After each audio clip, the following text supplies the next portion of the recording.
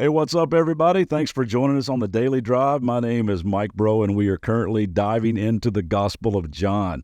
It's a book in the New Testament of the Bible written by a close friend and follower of Jesus.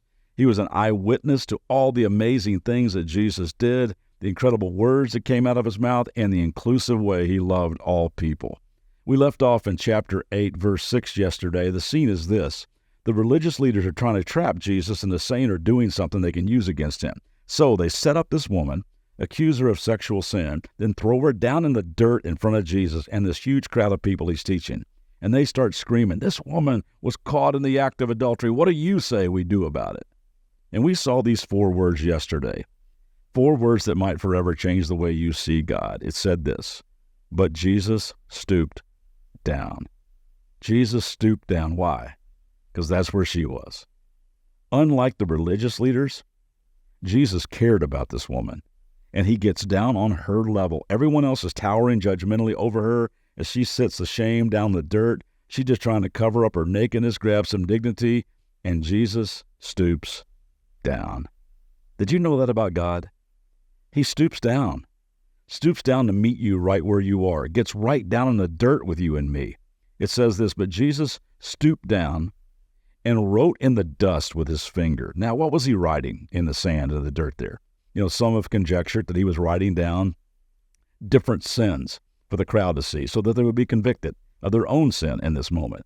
Or some believe that since God wrote the 10 Commandments with his finger, maybe Jesus writes the first line in the 10th commandment, you shall not covet your neighbor's wife. That text would declare them all guilty of adultery. I don't know. It's one of those questions I want to ask Jesus in heaven. And man, I got a pretty long list, don't you? But I think it might have been hard for the crowd to even see what he was writing. I think that maybe as he knelt there in front of this downcast woman who was avoiding eye contact with anybody, she's just staring down at the dirt, he began to write right in front of her, where only she could see. And I don't know, maybe he was writing down the Aramaic word for all the emotions he was feeling. Maybe he wrote down ashamed, swept it away.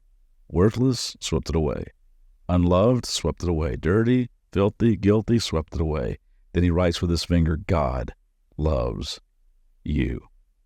Verse 7, they, the religious leaders, kept demanding an answer.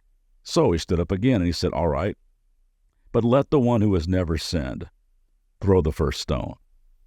Then he stooped down again and wrote in the dust. He stooped down again, right back to her level. And maybe this time he wrote in the dirt, forgiven. I keep this rock on my desk. It says first stone, John 8:7.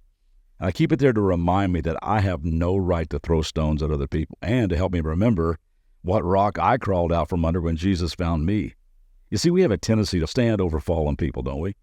We can stand there with rock in hand and throw out self-righteous judgment and disgust. We can say, can you believe what a jerk that guy is? I knew she had a reputation, but I didn't think she'd do that. Well, you know what? They're going to get what they deserve. And while we pick up stones, Jesus stoops down. He gets eyeball to eyeball with fallen people, and his eyes are full of grace and truth. Verse 9, when the accusers heard this, they slipped away one by one, beginning with the oldest, until only Jesus was left in the middle of the crowd with the woman. I always thought this would be a cool scene in a movie. I got a little bit of director stuff wired up in me, so I'm thinking you got this wide camera shot of the crowd of people. It shows this angry mob silently walking away.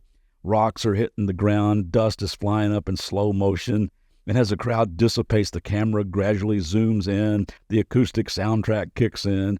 And there they are, just Jesus and this woman, both on their knees in the middle of the street. It'd be an awesome scene. Can you imagine the emotions going through her mind at this time? I mean, put yourself in her shoes for a moment. What are you feeling? Confused, ashamed, dirty, grateful? I imagine that she cannot shut off the flow. Her tears are hitting the ground, making little dark circles in the dust right next to where Jesus has been writing. Verse 10, then Jesus stood up again. And I think that when he stands up, he helps her up. That's just his nature. He wasn't going to leave this fallen woman in the dirt. He just never towers over fallen people. He stoops down, helps her up, and I think that maybe even embraces her, dries her tears, and then with his hands on her shoulders says to the woman, look around. Where are your accusers? Did even one of them condemn you? No, Lord, she said. And Jesus said, neither do I. Go and sin no more. Jesus, the one who came full of grace and truth, says you're not guilty anymore. You've been forgiven. Now go and live gratefully for the second chance. Change your lifestyle. Here's the truth. It doesn't have to be like this. You don't have to go searching for love in all the wrong places. You are standing right now in front of unfailing love.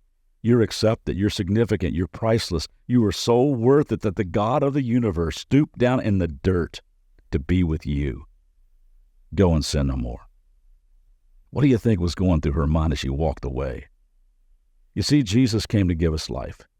He came from heaven to stoop down in the dirt of our anger, our envy, our lust, our greed, our addiction, our regret, our self-centeredness. He stoops down to lift us up and embrace us, forgive us, set us free, and change us. There really is hope and grace for everyone. Your past can be a thing of the past. And I told you gospel meant good news. You might spend some time thanking him for that today. See you back tomorrow.